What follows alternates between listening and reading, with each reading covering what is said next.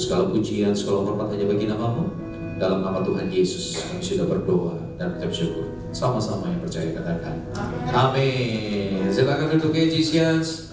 Shalom semuanya, Happy New Year. Ya, kan benar-benar pas banget tanggal 1 Februari hari ini guys. Happy New Year. Gimana masa trialnya?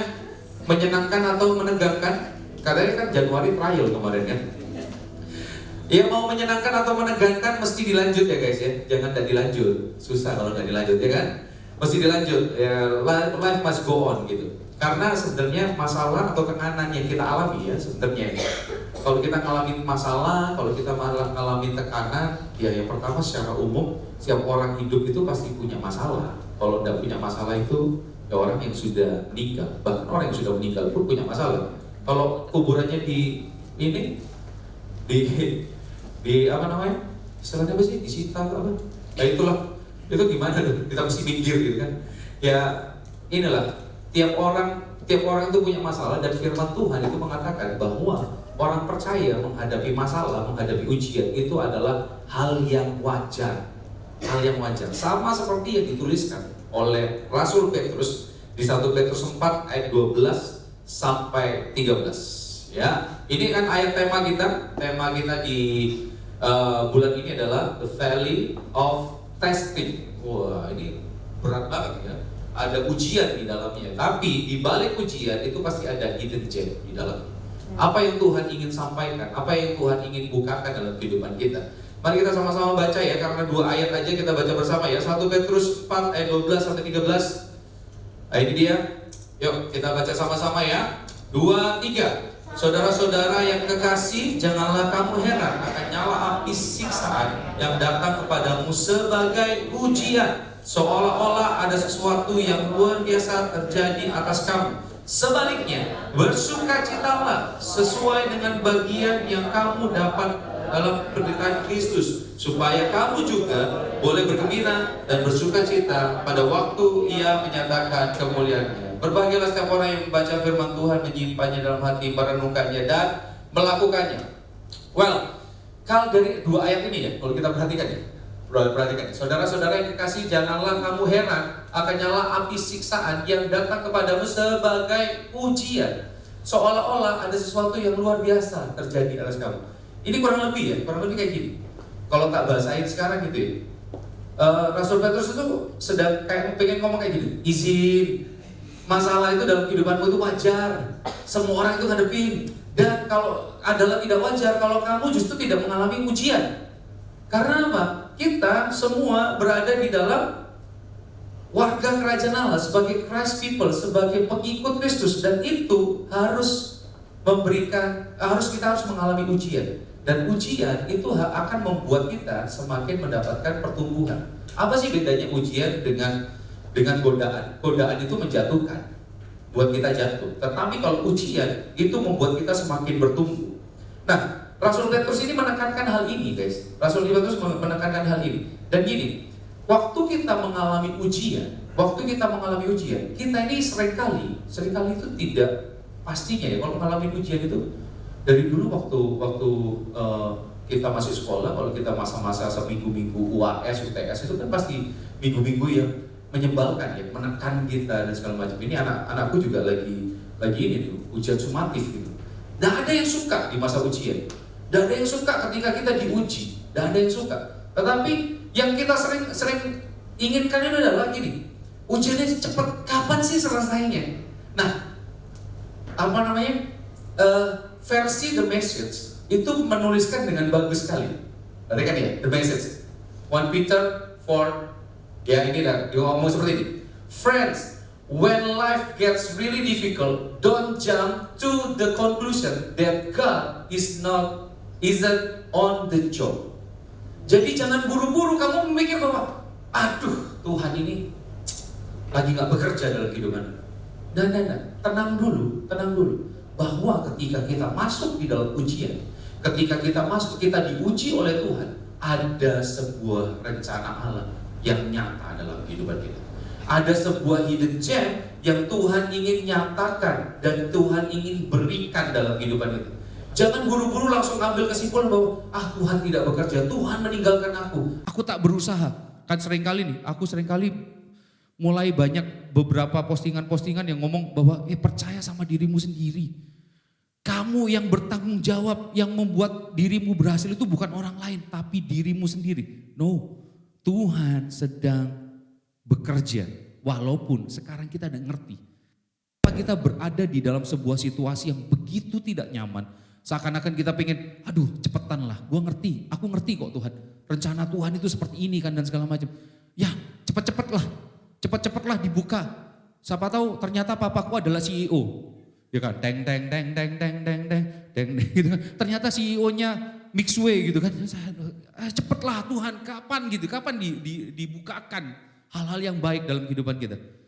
Kalian ingat enggak, 2 minggu yang lalu Kak Doni pernah sampaikan ini. Pergumulan dalam kehidupan kita akan membuat hati kita lurus. Sehingga setiap hati dan pikiran kita hanya lurus pada pribadi Tuhan. Ujian tujuannya adalah membuat hati kita lurus. Membuat hati kita fokus kepada pribadi Tuhan. Sehingga kita bisa melihat hal yang indah yang sebelumnya kita nggak tahu. Nah ini dia, ujian yang Tuhan berikan ini bermanfaat untuk menumbuhkan iman kita. Dan membawa kita bukan hanya bertambah dalam pengetahuan tentang Tuhan, namun juga semakin bertambah dalam pengalaman bersama Tuhan. Percuma kalau kita cuma tahu tentang, oh iya Tuhan itu hebat, Tuhan itu maha kuasa, Tuhan itu luar biasa, penuh dengan kasih karunia, penuh dengan kasih setia, Dia Allah yang setia, tetapi kita tidak pernah merasakan kesetiaannya, percuma. Dan hari ini, saya nggak tahu apa yang terjadi, ujian seperti apa yang dihadapin oleh Christ people di tempat ini. Tetapi satu hal yang saya tahu, bahwa Tuhan turut bekerja dalam setiap kehidupan kita. Dan Tuhan memiliki sebuah rencana yang nantinya ketika kita buka, wah ini kemuliaannya, keindahannya, melebihi apa yang pernah kita bayangkan. So, hari ini apa sih maksud Tuhan? Apa sih yang mesti kita pelajarin di dalam setiap ujian dalam kehidupan kita? Poin yang pertama adalah identifikasi pergumulannya. Nah, seringkali kayak gini ya. Orang percaya itu terjebak dalam sebuah fase itu yang namanya adalah fatalistik. Fatalistik itu adalah kayak gini, guys. Ya wis memang rencana Tuhan. Kan Tuhan tahu semua toh. Ya memang aku kayak gini ya memang Tuhan tahu ya, memang Tuhan rencana Tuhan kayak gini. Sudahlah. Akhirnya kita fatalistik, kita tidak berusaha, kita artinya cuma sekedar terima nasib aja. No, gini, yang harus kita renungkan ya, ada kalanya kita masuk dalam sebuah ujian, kita masuk dalam sebuah pergumulan, karena apa? Kesalahan kita sendiri, karena kebodohan kita sendiri. Gimana sih indikatornya supaya kita tahu bahwa itu kesalahan kita sendiri? Ketika hal tersebut terjadi berulang-ulang dalam kehidupan kita. Berulang-ulang disakitin, berulang-ulang di ghosting. Ya makanya kalau mau supaya tidak di ghosting, dengerin nih anunya Kak Doni nih ya.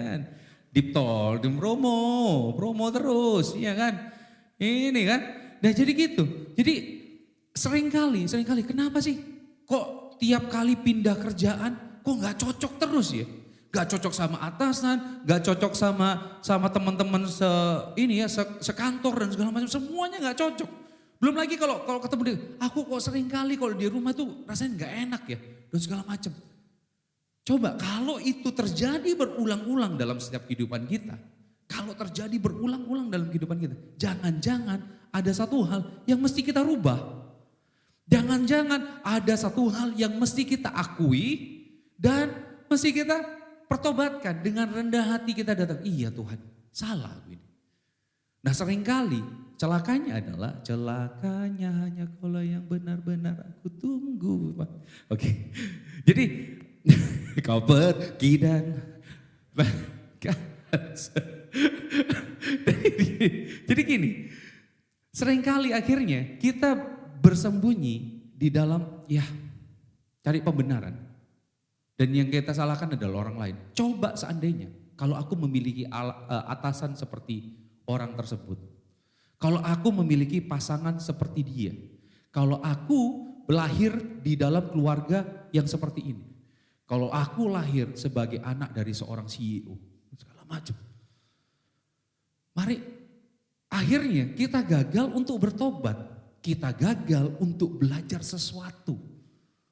Karena apa? Kita gagal mengidentifikasi. Kita gagal juga menemukan hidden gem yang Tuhan nyatakan dalam kehidupan kita. Seringkali kita kan seperti itu. Seringkali akhirnya kita tugas kita, contoh yang paling simpel. Tugas kita akhirnya numpuk banyak banget. Terus akhirnya, tugas ini kok udah selesai dalam kehidupan. Jangan-jangan. Kita sendiri yang kalau ngerjain sesuatu ntar besok lah. Kalau bisa dikerjakan besok kenapa mesti hari ini? Ya kan? Coba. Kalau hal itu terjadi berulang dalam kehidupan kita. Satu hal, duduk tenang, coba renungin. Jangan-jangan kita yang salah. Dan kita yang harus bertobat.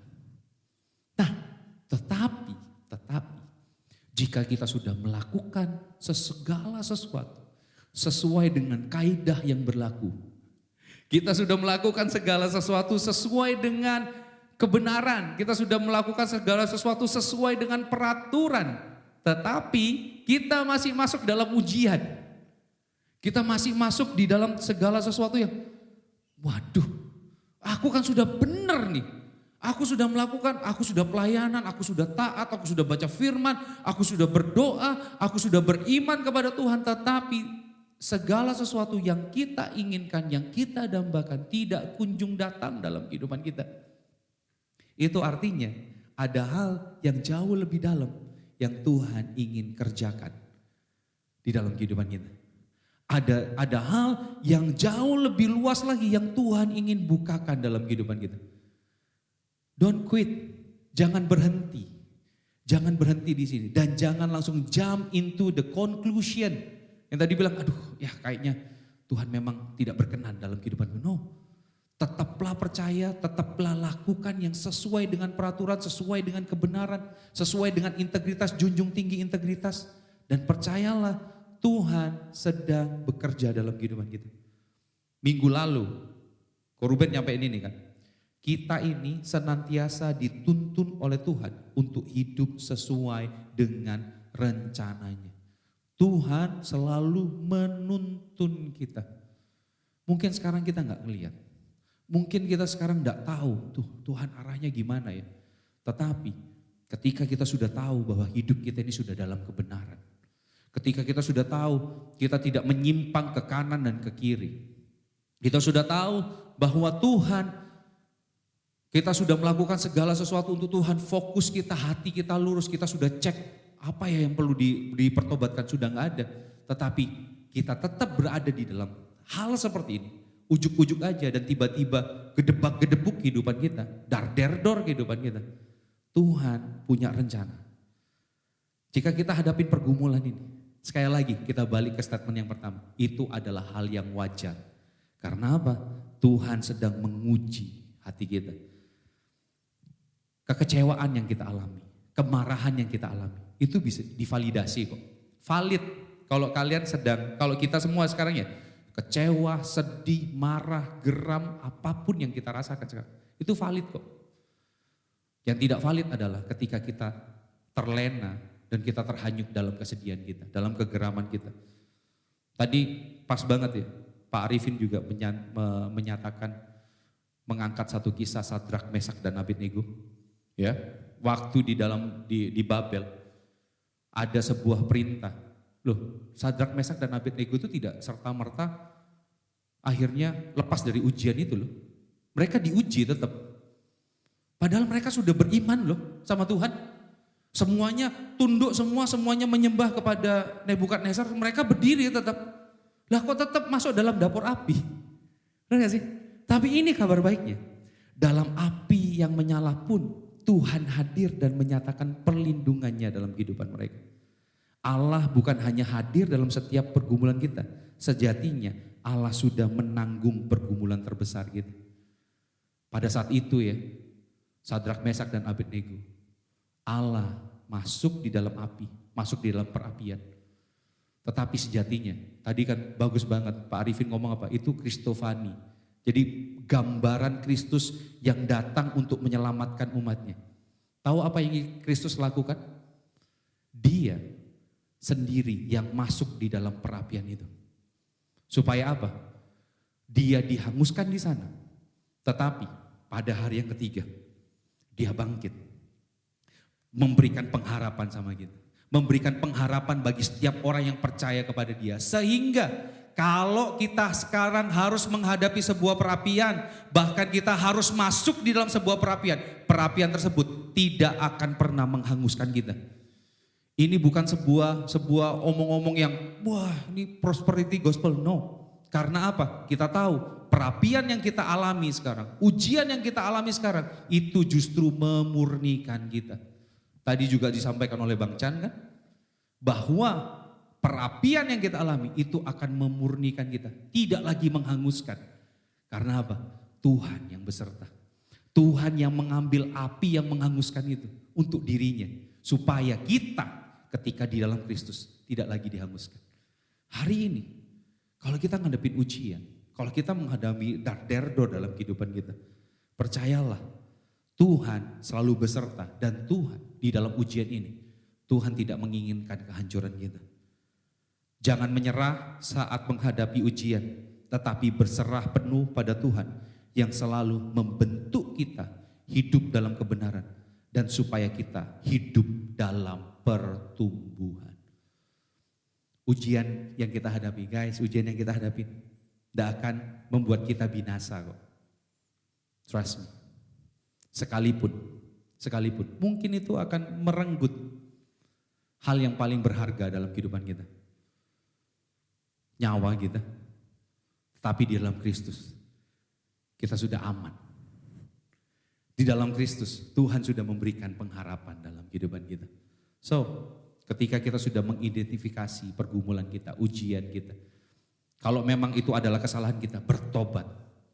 Dia gak pernah tinggalkan kita, dia gak pernah tolak kita, justru dia akan memberikan tuntunan pada kita. Tetapi jika hari ini kalian sudah melakukan kebenaran yang luar biasa, kalian sudah melakukan segala sesuatu dengan baik, dan tetap berada dalam sebuah ujian dan pergumulan, jangan menyerah. Terus berserah, berjalan bersama Tuhan. Percayalah, satu saat nanti Tuhan akan bukakan dengan hal yang indah dalam kehidupan kita. Sehingga kita akhirnya tahu, oh ini maksud Tuhan. Sehingga kita bisa menemukan the hidden gem yang Tuhan sediakan dalam kehidupan kita. Dan yang kedua, dalam ujian ini apa sih yang mesti kita ketahui? Yang kedua adalah sama rasa. Gini ya, salah satu kebaikan Tuhan dalam kehidupan kita adalah Tuhan menyediakan orang yang ada di sekeliling kita. Berapa banyak yang mengalami penyertaan Tuhan melalui orang-orang yang ada di sekeliling kita? Katakan amin. Amin. Saya pun mengatakan amin. 2 minggu lalu tiba-tiba saya minta Doni untuk menggantikan saya khotbah. Thank you Don. Ya tiba-tiba banget. Dar-der-dor banget. Dar-der-dornya bukan dalam kehidupanku aja guys. Tetapi juga dalam kehidupannya Doni tiba-tiba. Lu, aku sudah bayangin Doni, lu pasti gitu dia. Lu, kok? Gitu kan, thank you Don. Jadi apa yang kita alami sekarang, itu Tuhan menyediakan penyertaannya itu melalui orang-orang di sekeliling kita. Iya, melalui orang-orang di sekeliling kita. Kemarin juga waktu Doni, itu foto, ada yang dari pagi ngikutin prosesnya mereka dan segala macam. Dan itu indahnya bagaimana Tuhan menyertain kehidupan kita. Ya kan? Tuhan menyatakan hal itu. So, kayak gini guys. Kita masih punya sebuah point of view bahwa setiap orang percaya, kita balik ke statement yang pertama ya. Setiap orang percaya adalah wajar ketika kita mengalami ujian. Kita balik ke statement itu ya. Artinya semua kita yang ada di tempat ini, yang percaya kepada Kristus ini akan mengalami ujian. Kita memiliki kesamaan, sama-sama ngikut Kristus dan sama-sama akan dapat ujian. Oleh sebab itu, kenapa kita masih hidup dalam perpecahan? Kenapa kita masih hidup di dalam kita membeda-bedakan satu sama lain? Kenapa kita masih hal itu? Mari kita kalian pernah belajar sejarah? Dulu aku salah satu yang pelajaran yang aku suka itu adalah PSBB. Pelajaran Sejarah Perjuangan Bangsa. Wih, legend banget, gak tahu ya kalian. Aku cukup dulu cukup bagus aku. Nilaiku cukup bagus. Salahnya kalau ujian itu paling cuma salah satu gitu kan. Pangeran Antasari, Diponegoro, Imam Bonjol, Gusti Ngurah Rai, saya tahu semua. Well, salah satu yang membuat Indonesia bisa merdeka itu karena apa? Mereka sama-sama punya rasa yang sama. Rasa dijajah oleh Belanda. Rasa sama-sama dijajah oleh VOC, oleh Jepang dan segala macam. Sampai akhirnya mereka bersatu dan mereka bisa merdeka. Walaupun dibantu sih. Anyway, udah ngomong sejarah ya. Jangan terjebak saya nanti ngomong sejarah. Gini, kan sama-sama punya rasa. Guys, kita sama-sama Christ people, kita sama-sama ujian. Kenapa enggak kita bersatu dan saling mendorong satu sama lain? Kita semua selalu ada dalam ujian. Mari kita hidup untuk saling memberikan dukungan dan bukan hidup di dalam perpecahan. Hidup untuk saling menguatkan, bukan untuk saling menjatuhkan, guys. Hei, kita sama-sama, tiap kita tuh punya ujian. Jangan nih ya, jangan. Menyebalkannya teman kalian, itu karena apa? Mereka sedang ngalamin ujian juga. Kenapa enggak kita ambil waktu untuk berdoa bagi mereka? Kenapa enggak? Mungkin aduh sungkan kok mau tiba-tiba tanya, hai apa kabar? Kadang-kadang itu pun aku disalah mengerti kadang. Guys di mana? Ayo makan, itu takut banyak ada yang takut gitu kan. Jadi kadang-kadang seperti itu. Ya mungkin kalau seandainya enggak ini ya, entah tiba-tiba ujuk-ujuk telepon gitu kan. Kalau aku si telepon Dante bilang, di mana? Bal-balan gitu kan. Biasanya aku telepon dia cari bal-balan aja atau ngomong yang lain gitu kan. Nah, mungkin kita enggak bisa sampai langsung telepon, langsung WA dan segala macam. Would you please, kalau kita ingat satu teman kita dan kita ambil waktu sebentar aja berdoa buat dia. Dan ambil langkah untuk tanya, apa kabar? Lagi dalam pergumulan apa? Dan coba kita mencari solusi buat pergumulan. Kita bukan sumber solusi, tetapi paling tidak kita adalah pengikut Kristus, Christ people yang sama-sama sedang mengalami ujian, yang sedang dimurnikan. Dan bisa jadi orang yang ada di sekeliling kita itu adalah salah satu bentuk Tuhan ingin menguji kita. Sehingga apa? Kasih kita benar-benar murni. Sehingga apa? Kasih kita itu benar-benar dinyatakan satu sama lain. Apa sih yang membedakan kita sama perkumpulan di luar? Klub yang ada di luar, apa sih? Kasih Kristus yang mengikat kita. Kalau kita tidak hidup di dalamnya, kita nggak ada bedanya sama klub-klub yang ada di luar, guys. Gak ada bedanya kita. Dan sadar gak sih, yang menulis ini adalah Rasul Petrus kan? Tadi ya, surat Petrus ya. Sadar gak? Bahwa Petrus itu pernah diuji dan dia pernah lari. Dia bukan cuma lari, dia menyangkal Tuhan Yesus. Dia menyangkal Tuhan Yesus dan dia sempat berada di dalam posisi di mana dia sangat tertekan. Tapi apa yang membuat seorang Petrus yang sangat goci, sangat goci, sangat penakut itu, bukan penakut sebenarnya tampaknya dia berani ya. Tapi ketika dalam ujian dia akhirnya takut, dia jatuh di dalam pencobaan. Dia jatuh di sana. Tetapi apa yang membuat akhirnya Petrus mengatakan gini, jangan ada langsung jump into conclusion. Dan dia bahkan di ayat yang ke-13 dia katakan bersukacitalah. Dia katakan gitu kan. Dia katakan itu. Apa yang membuat Petrus bisa mengatakan ini bahwa ujian yang Tuhan berikan itu adalah untuk memurnikan kita. Adalah untuk membawa kita untuk melihat kemuliaan Tuhan. Apa yang membuat Petrus seperti itu? Yang membuat Petrus seperti itu, yang membuat Petrus berubah adalah pertemuan secara pribadi di tepi Danau Tiberias. Ketika Yesus bangkit dari maut, dia menampakkan diri. Kalian kalau baca ya, di Yohanes 20, di perikop yang terakhir, itu seperti seakan-akan, itu penutup yang sangat baik untuk sebuah Injil, sebuah surat, sebuah kitab. Itu penutup yang sangat baik. Penutup yang sangat baik. Dan setelah itu baru masuk ke dalam kisahnya Petrus. Kalian sering lihat kan kalau khususnya film-film Marvel ya, ada namanya after credit. Itu kisahnya Petrus kayak after credit. Nanti coba lihat di rumah. Yohanes 20 ayat ke-30-an ya, itu penutupnya sangat baik. Tetapi bayangin, Yesus dan Yohanes menuliskan kisah itu dengan sangat luar biasa. Dia datengin Petrus, dia panggil Petrus dengan nama lamanya, Simon bin Yunus, apakah engkau mengasihi aku?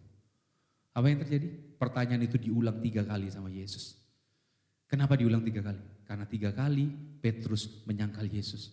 Dia diberikan kesempatan untuk mengatakan, ya Tuhan, aku mengasihi engkau.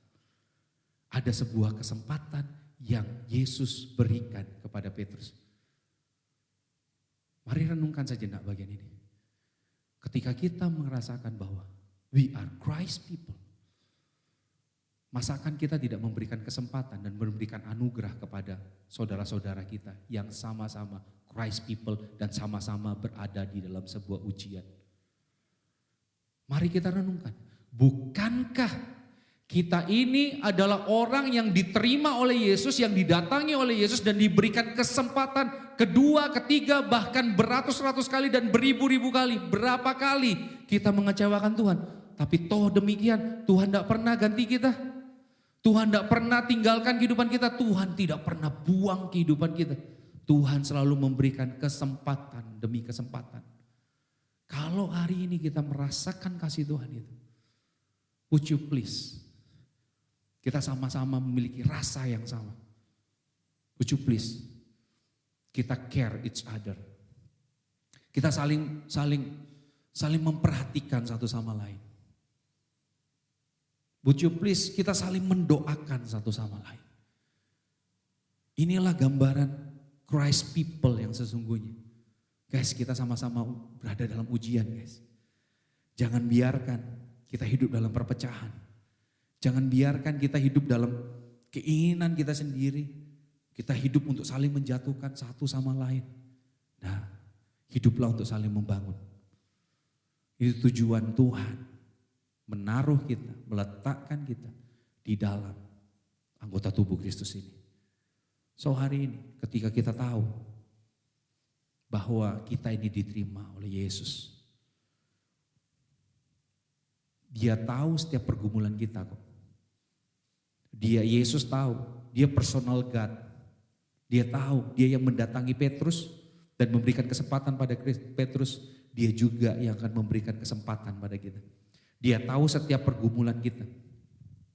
Dan dia adalah Allah yang dekat dengan kita. Bahkan dia adalah sahabat kita. Yesus adalah sahabat kita. Sering kita nyanyiin di sini kan? Yesus adalah sahabat. Dia ditinggalkan, namun dia tidak pernah meninggalkan kita.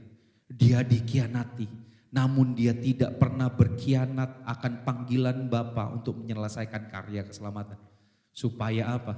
Sekali lagi, ketika kita menghadapi ujian, kita tidak ditinggalkan sendiri. Kenapa sih Yesus mesti jadi manusia? Supaya dia merasakan semua ujian. Percuma kalau Yesus cuma sebagai Allah yang maha kuasa, tapi dia tidak tahu apa yang kita rasa. Percuma. Dia hanya Allah yang jauh dan tidak relate sama kita kan. Tetapi puji Tuhan, syukur kepada Allah. Dia Allah yang maha kuasa. Tetapi dia pun mengetahui dan merasakan apa yang kita rasa. Oleh sebab itu, kalau kita tahu kasih Tuhan yang begitu luar biasa ini, maukah kita sama-sama menikmati sama rasa antara saudara-saudara yang lain? Sesimpel gini guys. Nanti ya, kenapa tadi ada WA group, bergabunglah. Kita bisa sama-sama saling sharing di sana. Kita sama-sama bisa saling menguatkan di sana, dan di sana nanti ada beberapa informasi-informasi tentang KGC dan kegiatan-kegiatannya di sana. Dan anyway, per bulan Februari ini kita akan ada komsel di tiap hari Kamis. Jadi komselnya pindah hari Kamis dan informasinya nanti berada di WA Group. Ini adalah momen yang baik menurutku, supaya kita sama-sama bertumbuh dan saling memperhatikan satu sama lain. Sesimpel gini guys, minggu ini coba dilihat kanan kirinya dulu. Ya, dilihat kanan kirinya. Kirinya dilihat dulu. Nah, kalau seandainya nih, minggu depan nih, Yang saudara-saudara lihat hari ini nggak datang, minggu depan coba tanyain, kamu kenapa nggak datang? Sesimpel itu guys, sesimpel itu. So, kita nggak pernah ditinggalkan sendiri dalam menghadapi ujian. Tuhan memberikan saudara-saudara kita yang di sekeliling kita, ya. Dan coba kasih salam kanan kita, I need you guys, I need you. Dante sendirian kayaknya, Dante. I need you itu loh, kayak I need you, Dante. Axel, I need you. And that's kreatif media, smart. Oke. Siap. Oke. Ya, kita saling membutuhkan satu sama lain. Aku nggak bisa tambah kalian guys, ya kan? Oh, yang benar-benar membuat dark door beberapa minggu yang lalu itu. Ya teman-teman di sini, thank you buat support doanya. Aku bisa, ya walaupun masih gunung itu tak berpindah. Walaupun gunung itu tak berpindah, at least bukitnya, bukit dulu lah, jangan gunung dulu lah gitu kan. At least bukitnya dulu lah, ya kan. Well, ya Tuhan sudah ini ya, selama kita menghadapi ujian, identifikasi ujiannya, identifikasi pergumulannya, dan kita memiliki teman-teman yang sama rasa, sama-sama menghadapi ujian, dan oleh sebab itu mari kita bersuka cita ketika kita menghadapi ujian. Ini paradoks guys, paradoks. Bagaimana kita bisa bersuka cita ketika kita dalam ujian? Berat ini ya. Yang membuat kita bersuka cita itu bukan ujiannya. Saya lagi ya. Bukan ujiannya, bukan ketika terus kita menghadapi ujian gitu. Contoh kayak yang beberapa minggu lalu papaku sakit. Yes, papaku sakit Tuhan. Yes, ini aku melihat tanda. Tidak ada gitu, bukan sakitnya yang diiniin dong. Bukan sakitnya yang diiniin, tetapi yang membuat kita bersuka cita adalah kehadiran Tuhan di setiap ujian. Kehadiran Tuhan yang dinyatakan setiap saudara-saudara yang di tempat ini. Itu yang kita rayakan. Dan tujuan akhir dalam setiap ujian yang kita alami. Sehingga kita menjadi semakin murni dan kita bisa menyatakan Kristus melalui kehidupan kita. Saat mengalami ujian, kita seringkali menyesalkan berbagai macam hal yang hilang dalam kehidupan kita. Benar kan? Biasanya ujian itu ya, biasanya ujian itu ada hal yang hilang dalam kehidupan kita. Ada hal yang hilang. Sukacita yang hilang, rasa senang yang hilang, gerak kita yang terbatas yang hilang, segala sesuatu, banyak hal yang hilang dalam kehidupan kita. Tetapi kita menyesalkan itu. Kenapa ya? Seandainya aku udah ngalamin ini. Contoh kapan hari aku cedera guys di sini. Sakit banget. Akhirnya apa? Hal yang hilang adalah berapa minggu aku nggak bisa nge-gym. Berapa minggu aku nggak bisa nge-gym. Aku cuma bisa ngeliat postingan-postingan dari teman-teman gymku, gym broku, Doni, Bang Chan dan teman-teman yang lain untuk nge-gym. Aku aduh gak bisa nge-gym ya. Nge-gym pun cuma bagian latihan kaki terus kaki tambah gede lah. Terus atasnya tambah kecil gitu kan. Enggak sih tambah lemu juga ya. Gak latihan juga. Jadi ada hal yang hilang. Nah seringkali kalau kita menghadapi ujian ada hal yang diambil dalam kehidupan kita. Seringkali yang kita sesalkan itu adalah kehilangan tersebut. Aduh. Kehilangan pasangan, kehilangan apapun. Itu yang kita sesalkan. Tetapi kita gagal untuk menikmati satu hal yang selalu ada dalam kehidupan kita. Kita gagal untuk bersuka cita bersama pribadi yang selalu ada dalam kehidupan kita. Saat kita lebih menyesalkan dari yang hilang dari kehidupan kita. Kita gagal melihat apa yang Tuhan sudah atau sedang sediakan bagi kita. Karena apa? Fokus kita selalu hal yang hilang terus. Selalu fokusnya pada itu kan. Maka saat inilah kita semakin terperosok. Kita semakin gagal di dalam ujian. Kita gagal untuk melihat tujuan di dalam ujian tersebut. Di mana Tuhan ingin meluruskan hati kita.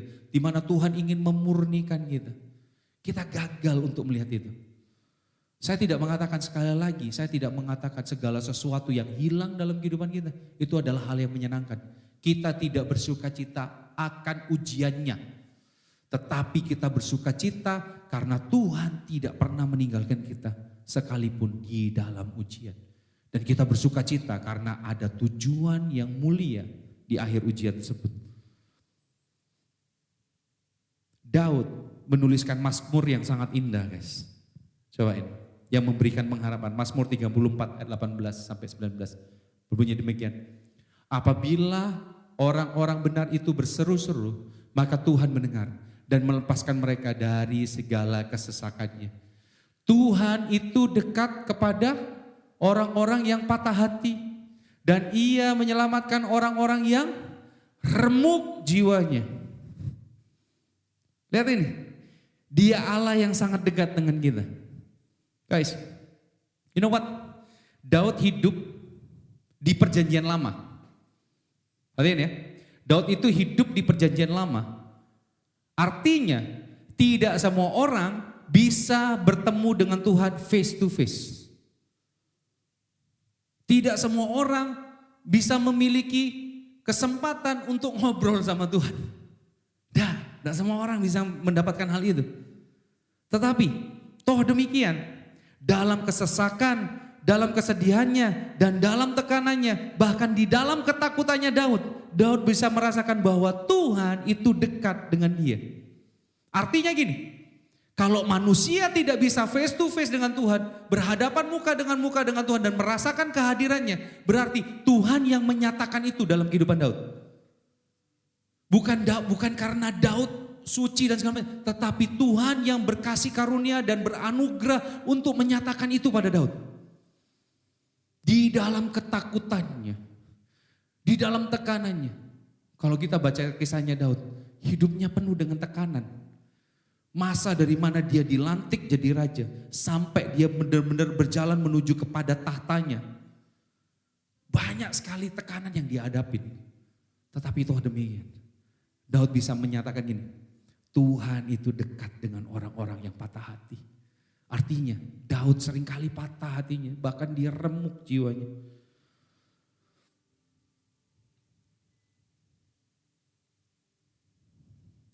Tuhan tidak nunggu kita patah hati untuk datang kepada Dia. Ini bukan kalau kamu ingin ketemu Tuhan, kamu mesti patah hati dulu. Kamu mesti remuk jiwanya dulu.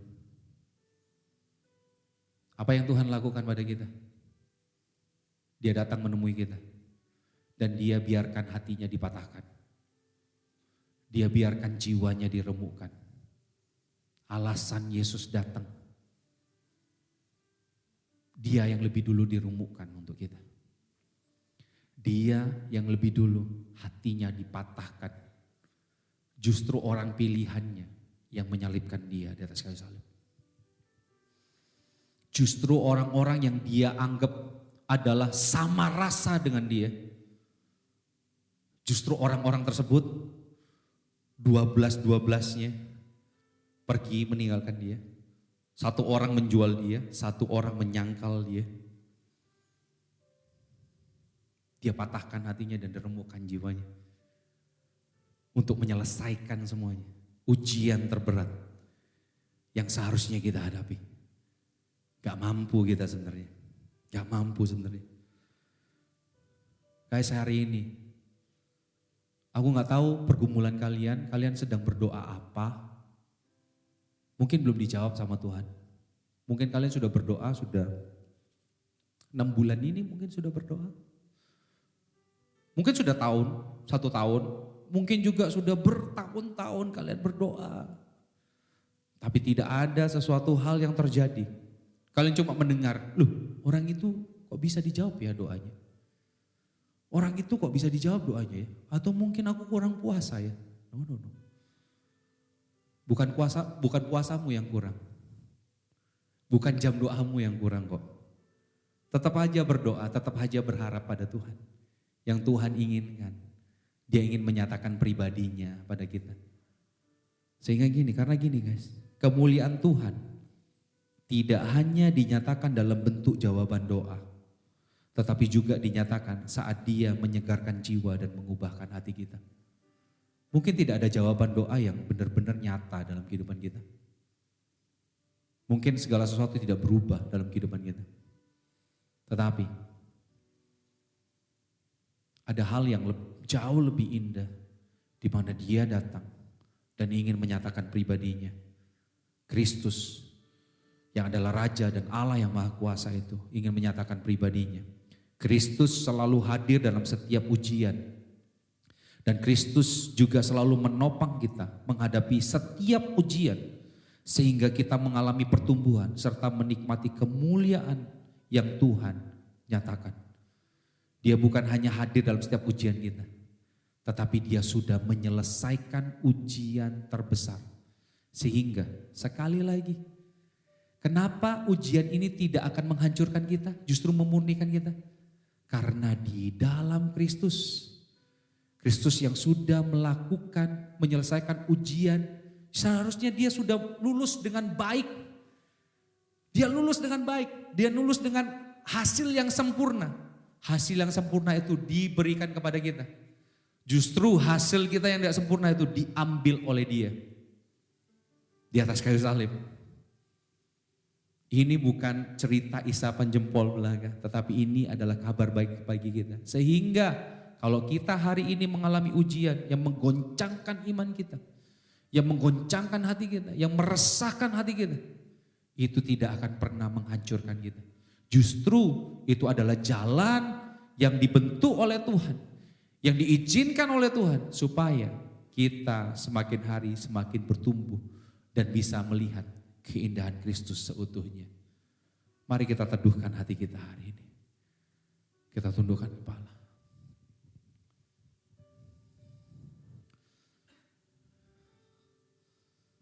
Here I am to worship. Here I am to bow. Here I am to say that you're my God. You're altogether lovely, altogether worthy, altogether wonderful to me. So here I am to worship, here I am to bow down, here I am to say that you're my God. You're altogether lovely, altogether worthy, altogether wonderful to me. Here I am, worship you. Here I am to worship. Here I am to bow. Christ people, mari sama-sama bangkit berdiri. You're my God.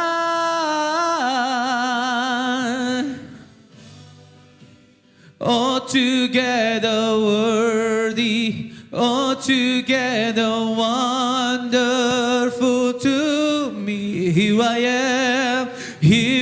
am to worship. Here I am to bow down. Here I am to say that you're my God. Oh, together worthy.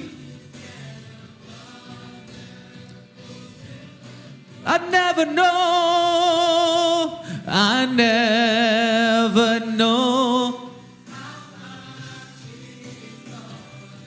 to see my sin upon that cross. I never know how much it costs to see my sin upon that cross.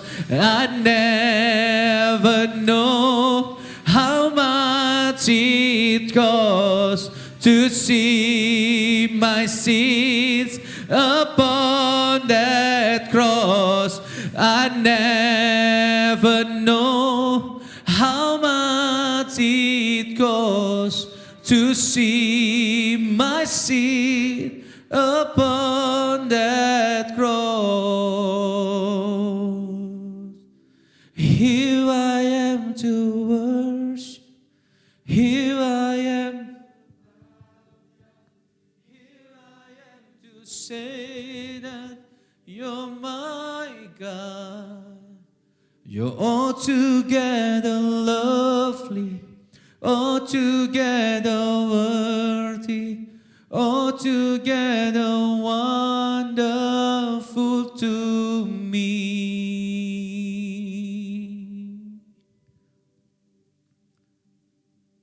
Hari ini aku mau berdoa buat setiap Christ people di tempat ini yang mengalami sebuah ujian. Engkau mulai jengah, engkau mulai capek, engkau mulai bimbang. Benar gak sih Tuhan ada?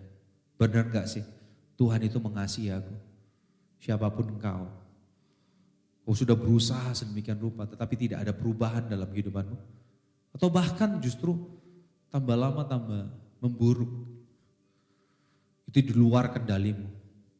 Kamu gak bisa berbuat apa-apa lagi. Hari ini aku mau berdoa buat Christ people di tempat ini. Taruh tanganmu di dada, aku mau berdoa buat kalian. Bapa di sorga, dengan segala kerendahan hati kami, dengan segala ketakutan kami, dengan segala kegentaran kami gak tahu kami harus melakukan apa lagi Tuhan. Segala hal kami sudah lakuin. Segala hal kami sudah berlaku taat, kami sudah setia. Tapi hari ini kami mulai goyah iman kami mulai bimbang iman kami. Tuhan tolong. Kiranya Engkau yang menyatakan kasih karuniamu, Engkau yang meneguhkan setiap hati kami. Engkau yang meneduhkan badai yang bergelora dalam hati kami. Kiranya teduhlah dan tenanglah badai dalam hati kami. Sehingga ketika kami menghadapi realita, kami menghadapi setiap fase dalam kehidupan kami tidak takut bahaya. Bukan karena kami ini hebat Tuhan, tetapi karena kami tahu kami tenang bersamamu. Dan kami bisa mengatakan bahwa sekalipun kami berada di dalam lembah kekelaman, tidak apa-apa Tuhan, asal kami beserta dengan Engkau. Percuma kami berada di padang rumput yang hijau, tapi kami tanpamu Tuhan. Jangan lepaskan kami. Jangan lepaskan kami Tuhan, please. Jangan lepaskan kami. Nyatakan pribadimu. Ubahkan hati kami. Biar kami melihat Kristus jauh lebih indah dari apapun. Terima kasih Tuhan buat firman-Mu. Terima kasih buat kehadiran-Mu di tengah-tengah kami. Kejisians, kita akan masuk dalam perjamuan kudus. Mari yang masih belum mendapatkan roti dan anggur bisa dibantu oleh Nabila. Thank you Bill.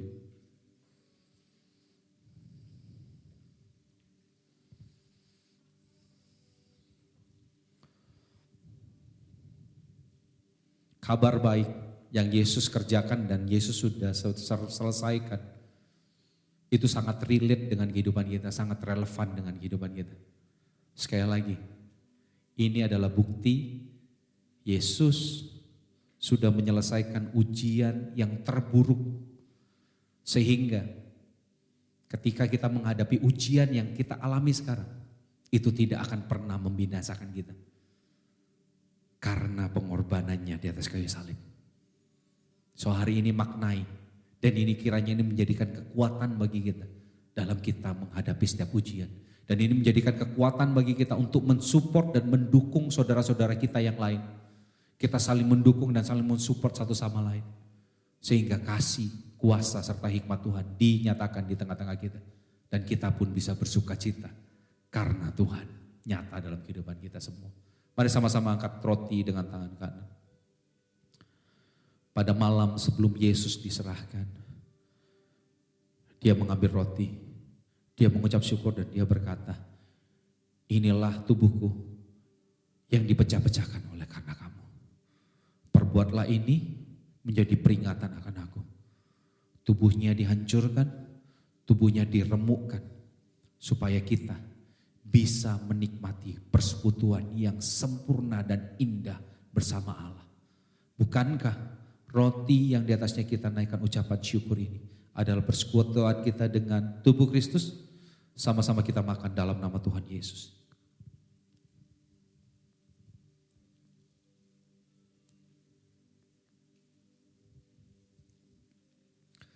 Sama-sama angkat cawan yang berisi anggur.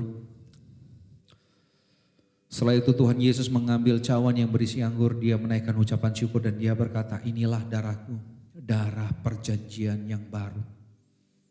Melalui darahnya yang dicurahkan, kita masuk di dalam perjanjian yang baru.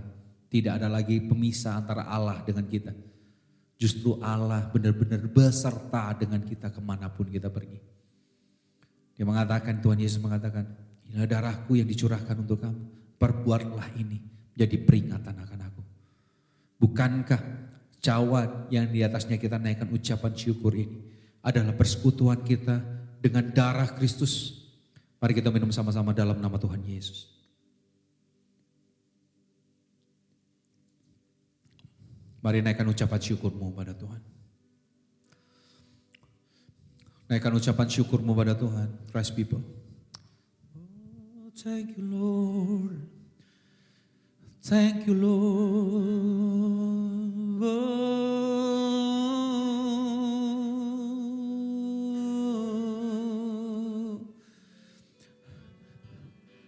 Terima kasih buat salibmu. Terima kasih buat darahmu, sucikan, kuduskan, layakkan kami Tuhan.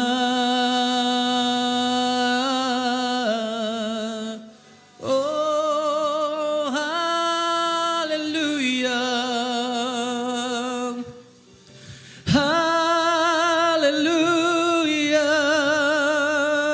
salibmu bebaskanku, salibmu teguhkan hidupku, salibmu berikan pengharapan baru, salibmu tebus hidupku.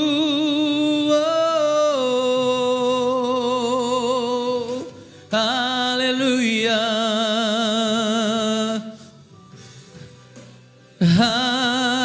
Haleluya. Oh.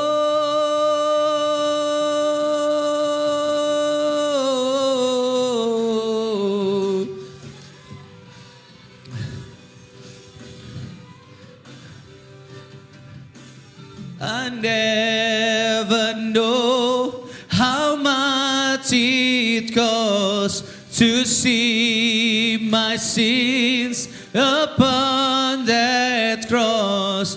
I never know how much it costs to see my sin upon that cross. I never know how much it costs to see my sin upon that cross. I never know how much it costs to see my sins upon that cross. Here I am to worship, here I am to bow down, here I am to say that you're my God. You're altogether lovely, altogether worthy, altogether wonderful to me. So here I am, here I am, here I am. You're my God.